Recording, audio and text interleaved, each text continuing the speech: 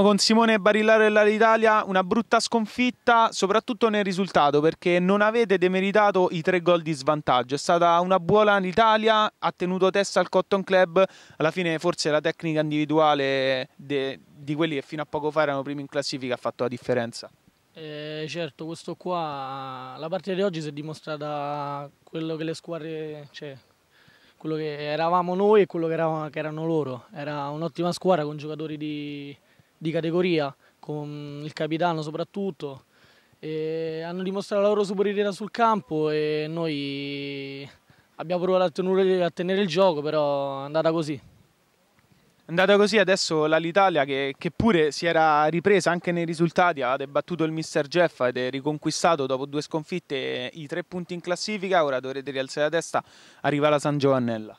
Sì, loro se non sbaglio sono quintultimi, noi faremo di tutto, il massimo, daremo il massimo sul campo come ogni partita e cercheremo di farci dopo questa brutta sconfitta e pensiamo alla prossima.